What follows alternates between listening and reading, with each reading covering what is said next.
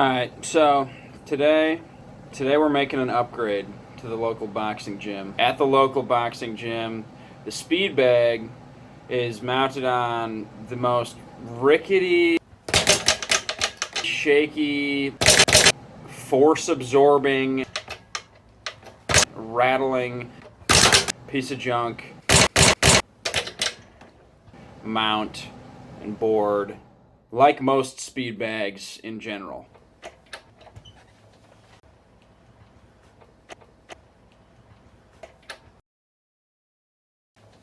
Most speed bags are mounted on horribly designed pieces of junk that basically, when you hit the thing, because of how much rattle the whole thing does, when the bag hits the thing, it takes all the momentum, all the force, all the inertia, whatever, physics, you know. So it's basically just ineffective for training. Basically, I want to make an upgrade, and I've done this kind of thing before. Check out this thing right here. This is super sturdy. And when I hit this thing, it's got no rattle to it. This thing, I can hit this all day long, and it's gonna rebound at full force because this thing is really sturdy. So we're gonna make a better version of this for my boxing gym. I mean, this isn't very pretty. It's very functional, but we want to take this to the next level. This is the first prototype. Now we're going to do version 2. We're going to do a little better this time, okay? That's what you guys are going to see. It's a little bit of a different kind of video today. I just wanted to show you guys this. This is something that you might be able to do at home too. Or maybe, I don't know. Maybe I can make one for you if you need. All right. Well, thanks for tuning in if you've made it this far. I'm going to do a little voiceover for some of the time lapses that I have in here.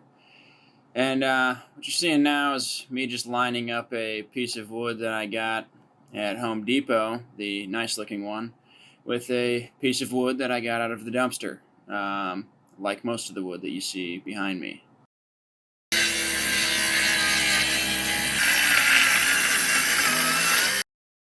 So all I'm trying to do here is allow myself to get a nice circular edge on the outer side. On the last speed bag I made, the platform is square, and although it doesn't really make a difference in terms of functionality, it doesn't quite look professional, and you know, it just it could look a little cleaner, you know. So I figured step it up a notch this time.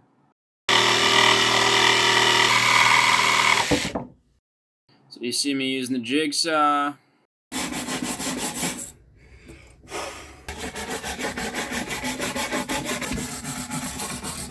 Hit the thing with the brush a little bit just to get some of the burrs of the ply kind of off the edge there. I find that with plywood it tends to be a little bit, it tends to fray a bit on the outer edges when you cut it. But yeah, so I basically, I got myself a jigsaw so that I can make this circular edge, and I'm going to kind of replicate that same process I did with that first piece of plywood there. I'm going to replicate that a couple more times and layer it up in order to get a nice thick board.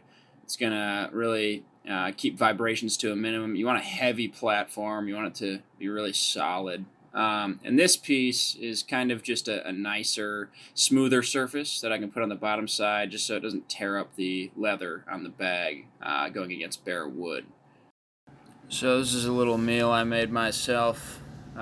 Just wanted to say to you guys, next time you're at the grocery store and you're buying your food for the week or whatever, pick out some veggies that you've never eaten before or something. You need that diversity of diet, okay? Try something new.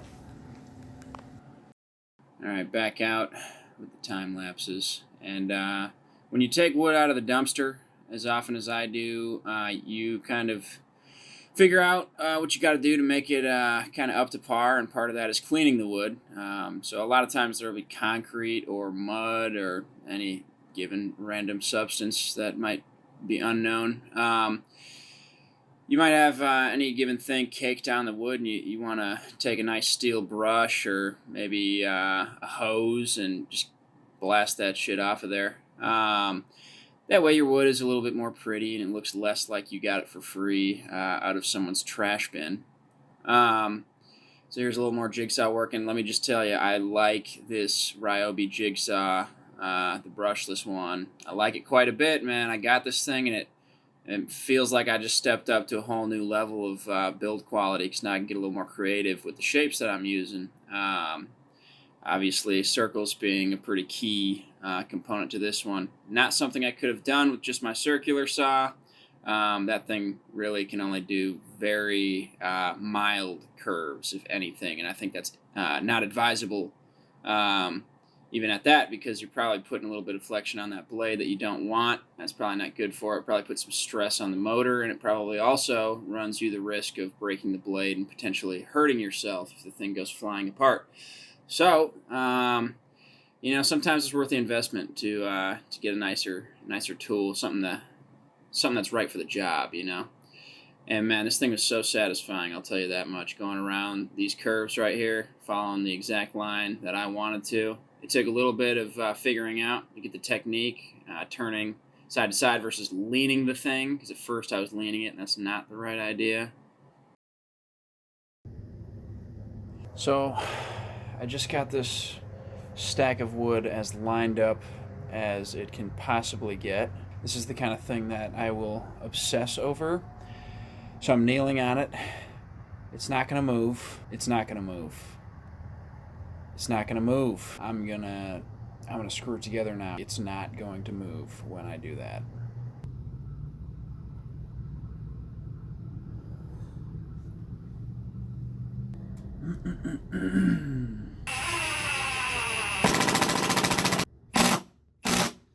Trick is to eyeball screws, because you put all your time into making sure the boards were lined up. So making sure the screws are placed symmetrically will have to take a backseat.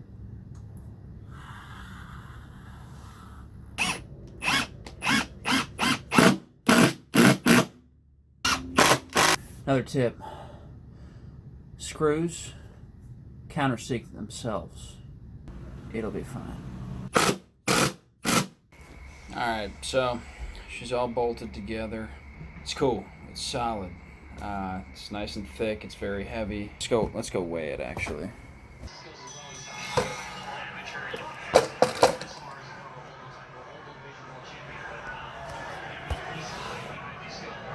I gotta sand it now.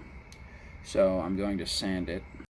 So I didn't realize that this was actually just recording a video, because my GoPro, the default mode is video, but I thought I set it to time lapse. So in a second here, I'll let you get some nice ASMR, an example of what my sanding sounds like.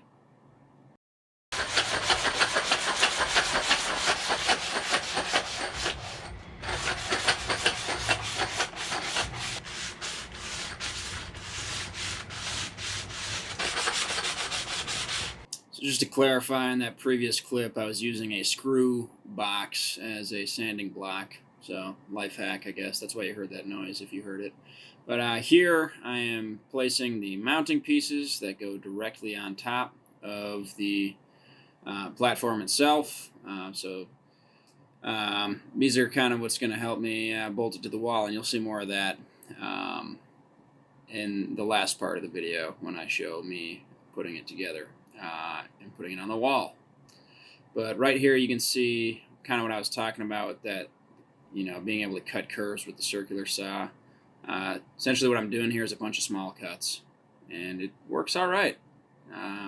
Just a little bit of sanding, and it looks pretty solid. I spent time sanding every edge of this thing. Man, honestly, these curves don't even look bad. I felt like my jigsaw was not safely going to reach that depth, so I said, all right, circular saw, we're going to see how good we can get it. So this is my setup for biking with the mounting pieces to the gym. I actually got a buddy to drive me with the big platform. Took me to the gym with that, because that thing, you saw before I even had those mounting pieces on there, it weighed 34 pounds almost, so I was not going to bike with that on my back. It would have been very cumbersome. Alright, made it to the gym with all the goodies, all the supplies, and I figured I'd show you guys some footage on the old junker. I'm thinking that to the untrained eye, it's not really going to be easy to tell what the problem is with this thing, but because I mean, looking at this video, it doesn't look that bad. But what you got to do is keep an eye on the platform. Watch the platform. Watch how the thing moves and jolts and shakes every time I really get to hitting that bag.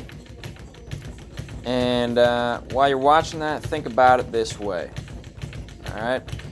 Every time I hit that speed bag, ideally, the thing rebounds with the same amount of force that I put into it when I punch it. Right?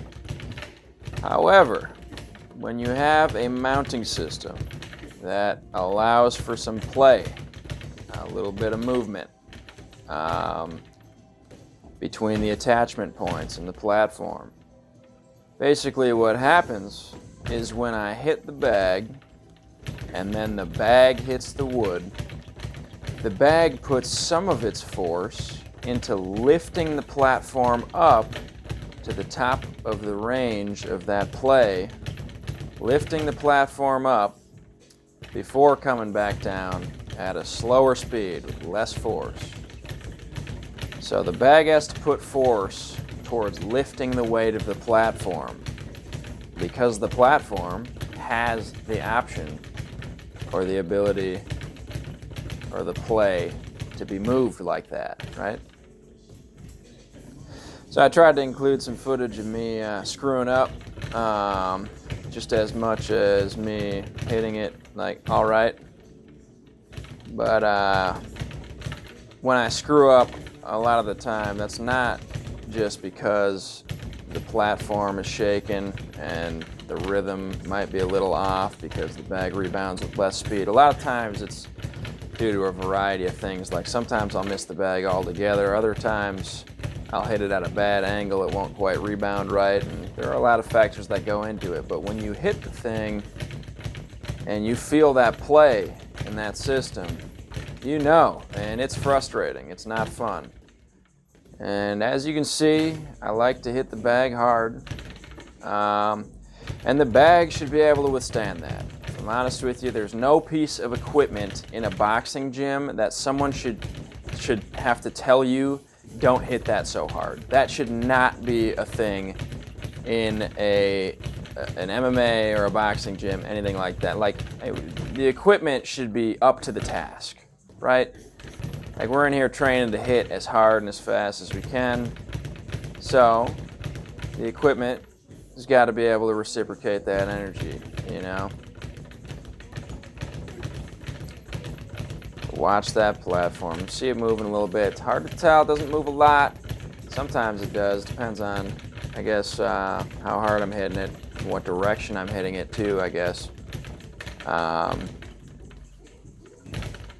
you can see that thing likes to move, and that gets pretty annoying when you're hitting it. Again, you know, kind of something that you have to experience for yourself. But if you go to any boxing gym that isn't like some professional level gym that's like super high budget and probably really expensive to go to, then you're not going to have equipment that's that nice. It's probably going to be something like this Everlast thing that we had on the wall just there that you saw. And let me tell you, from experience, I've owned a lot of Everlast products, gloves, bags, all sorts of shit.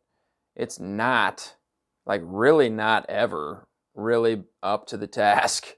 It's not really ever ready and there, willing to take a beating. Had an Everlast heavy bag, speed bag combo. Let me just tell you right now, don't buy one of those. It's not a good stand. It's got a speed bag on the back, heavy bag in the front. Speed bag, completely, I tore that thing apart in like a month. Like it basically the mounting points ripped straight through the wood, or the bolts ripped straight through the wood platform, and the mounting pieces became completely useless. So I couldn't hit the thing anymore because it basically couldn't hold itself in one position whatsoever. So completely useless within like a month of ownership. The heavy bag itself, not too terrible. Like the bag is good, aside from being, kind of unevenly packed, which is no biggie really. The bag was nice, but the stand, oh man, so disappointing. I mean, I didn't invest a lot of money into it, and that was the lesson I learned, It was like $200 maybe for the stand, and you get what you pay for. But sometimes you make something yourself, and it's surprisingly oftentimes the best route, I find, because I get something for cheap and decent quality, because I am my own quality control. So it's always up to my standards, and I can make sure of that as I'm going along. It's not, obviously it's something I'm focusing on while I'm doing it, so I don't have to worry about some dude assembling things poorly at a factory or making bad cuts or anything like that, or having a long day at work. It's all me. So when you make something for yourself, you get to put it up on the wall. Pretty satisfying, let me tell you. You get to use that equipment and it works. It's nice. It's great. No better feeling than completing a project and seeing it to fruition. And it's quite fulfilling to be able to use something that you made yourself and to feel like you contributed to the gym at that, or at least to your own success. Maybe you're not installing something at your local gym, but maybe you're installing something in your garage or your basement or something, or in your bedroom on your wall. Pretty fun. Definitely recommend finding some kind of project like this. So here's a little comparison footage. Just wanted you guys to see. There's no comparison, to be honest with you. Even though it's hard to tell in that first video of that other Speedbag platform, in person, the difference is night and day, and you can see it in this video. Pretty obvious that this platform is not moving whatsoever. And it makes sense. Look at how built the thing is. It's pretty thick, it's pretty chunky, it's heavy duty. It's there to get the job done, it's there to take a beating, and it's there to return that force. Everything you put into that bag is coming right back at you, so you can keep your speed going. Makes for some fun training. Pretty satisfying when you can get some good shots off on the bag. It's a good time all around.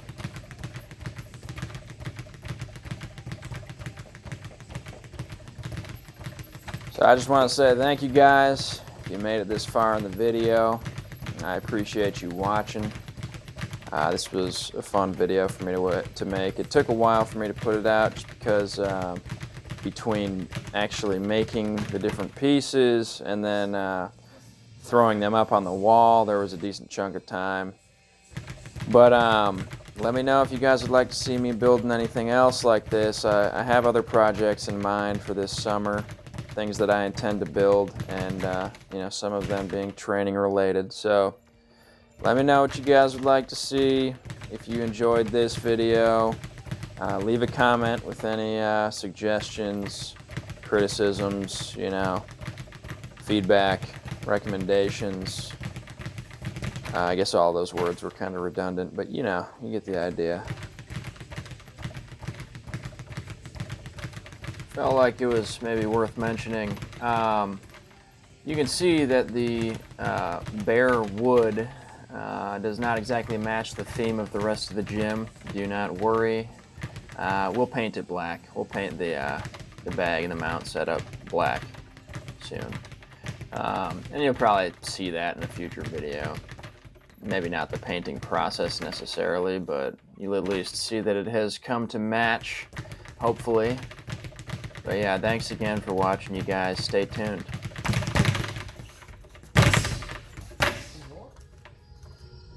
Some kicking. Huh? We're gonna do some kicking.